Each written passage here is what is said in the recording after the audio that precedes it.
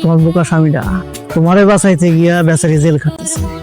জেলে যদি না যাইতো তাহলে এই যে তোমার সাথে আমি রাত নাই দিন নাই যে দেখা করতেছি, সময় কাটাতেছি, এটা বললাম কইতে পারতাম। তুমি ঠিকই কইছো। ওই সময় যদি আমি বুদ্ধি খাটায় না কইতাম যে আমি গর্ভবতী, তাহলে কি আজকে এই দিনটা আইতো? বেচারা আমারে ভালোবাসে, আমার গর্বের না হওয়া সন্তানের ভালোবাসা জেলে গেছে। বন্ধু বান্ধবীকে লগে একটু আড্ডা দিতে গেছি। বন্ধু বান্ধব লগে আড্ডা দিতে গেছিলি নাকি বসতিতে যে আসমান লগে আড্ডা মারেছ? তুই কি পরের বউরে বিয়ে করবি? তুই কি চিন্তা করতেছস? এইসব যদি তুই চিন্তা বন্ধ করেছস, ওই আসমানে বিয়ে করবি, তাহলে তোর কপালে শনি আছে। তোর আমি ত্যায্য করতে করুম। আসসালামু আলাইকুম কাকা, ভিতরে আসেন। আমি ভিতরে আসার জন্য আসুনি, তোমার সাথে আমার কিছু কথা আছে। কি কথা? তুমি একটা বিয়ে একটা মাইয়া, একজনের স্ত্রী, তুমি ভাবতেছো কি আমার বাড়ির পোলার বউ হইবা? এইটা কোনদিন ভাইব না। তোমারে কোনদিন আমি পোলার বউ হিসেবে মাই নেবো না।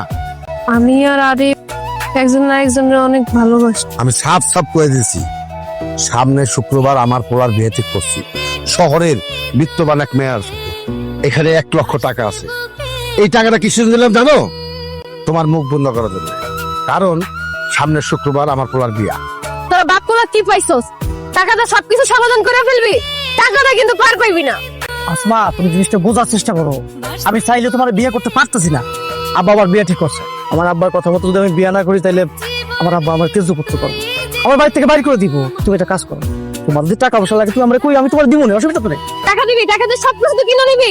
আমার কি তোর হাতে পুতুল মনে করছস? তোর জন্য আমি নিষ্পাপ স্বামীরে ফাঁসাইছি, তাহলে জেলে পাঠাইছি, আর তুই আমার বিয়ে করবি না? আজকে আদালতে যাওয়ানোর সময় পুলিশের গাড়িতে বলে ভাবছিলাম তোমার নিয়ে দূরে কোথাও চলে যাবো, যেখানে আমগরে কেউ চিনবো না, জানবো না, পুলিশ আমগরে খুঁজে পাইবো না, আমরা নতুন পরিচয়ে বাঁচবো। চল আমরা দূরে কোথাও চলে যাই। না, আমি তোমার আর আরিফের সব কথা শুন। তোমার আর আরিফের মধ্যে অবৈধ সম্পর্ক ছিল। তুমি মাফ করে দাও, আমি তোমারে ঠকাইছি। আরিফের মতন পোলা রেখে ভালোবাসা আমি তোমার লগে বেইমানি করছি। পালাই কেউ নিজের বাড়িতে আসে। আমি আসলে অনেক বোকা।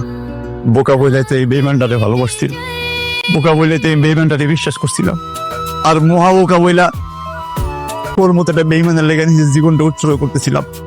আমি আসলে অনেক বড় বোকা, তাই না আসমা? তুমি বোকা না, তুমি সরল সহজ একটা ভালো মানুষ। যা প্রমাণ করার আদালতে করবেন। যদি আপনার স্বামী নির্দোষ হয় তাহলে সে ছাড়া পাবে, আর আপনি দোষী হলে শাস্তি হবে আপনার। দোষটা আমি করছি, শাস্তি হলে আমার হওয়া উচিত। তুমি আমার ভুলের লেগে কেন শাস্তি পাইবা? আমি তোমার ভুল স্বীকার করছি, তোমার সামনে